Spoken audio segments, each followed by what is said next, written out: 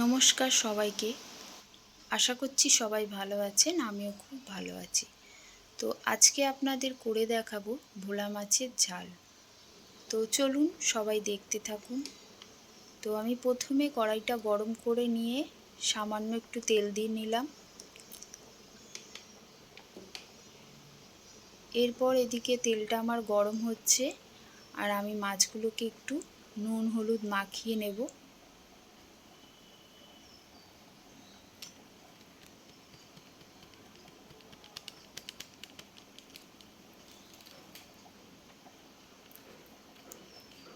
আমি নুন হলুদ মাখিয়ে নিচ্ছি মাছগুলোতে। আর ওদিকে আমার তেলটা গরম হচ্ছে। এরপর আমি মাছগুলোকে এর মধ্যে ছেড়ে দেব, দিয়ে ভালো করে মাছগুলো আমি ভেজে নেব।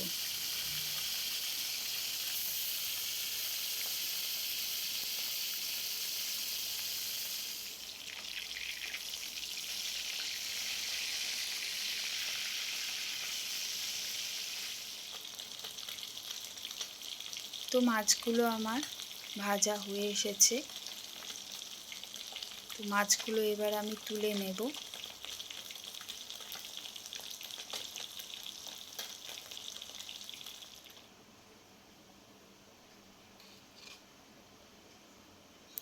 এরপর কড়াইয়ে আরেকটু তেল দিয়ে তারপরে কালো জিরে আমি ফোড়ন দিয়ে নেব। এদিকে আমি একটুখানি মশলা করে রেখেছিলাম, সর্ষে, কাঁচা লঙ্কা আর রসুন, আর পেঁয়াজটা আমি একটু ভেজে নিচ্ছি। পেঁয়াজটা একটু ভাজা হয়ে গেলে এরপর দিয়ে দেবো আমি টমেটো কুচি দিয়ে নিলাম।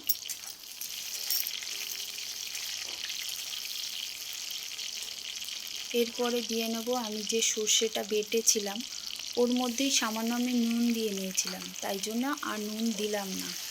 তো এই পেস্টটা আমি এর মধ্যে দিয়ে নিলাম।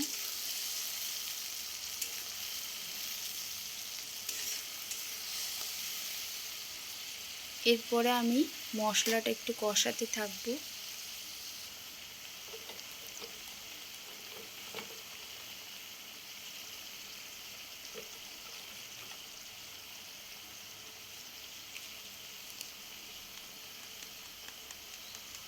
একটু হলুদ দিয়ে নিলাম, আর নুন তো আমি দিয়েই নিয়েছি সর্ষে বাটার মধ্যে, তাই আমি কোনো আর নুন দিলাম না। আর দিয়ে দেবো সামান্য কাঁচা লঙ্কা, আর একটু দিয়ে নিলাম।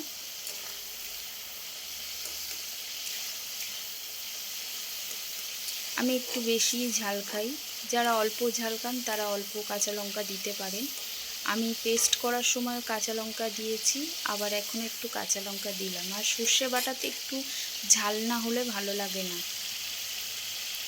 দেখুন আমার মশলাটা সামান্য কষে গেছে, এরপর একটু সামান্য তেলও বেরিয়ে এসে তারপর আমি মাছগুলোকে এর মধ্যে দিয়ে নিলাম।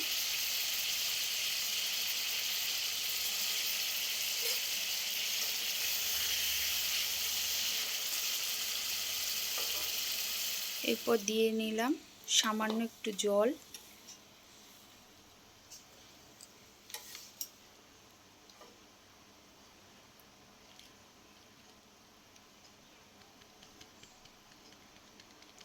দিয়ে নিলাম একটুখানি কাশ্মীরি লঙ্কা আর একটু ধনেপাতা কুচি এর মধ্যে দিয়ে নিলাম। ঝোলটা আমার ফুটে গেলেই রেডি হয়ে যাবে সর্ষে ভোলা।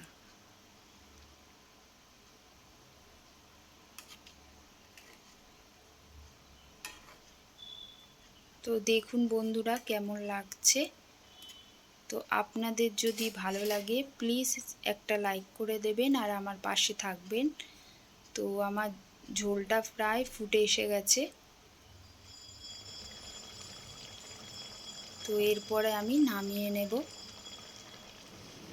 এই দেখুন বন্ধুরা, আমার সর্ষে ভোলা পুরো রেডি। কেমন লাগছে জানাবেন। তো আজকের মতো এইটুকুনি। টাটা, ভালো থাকবেন।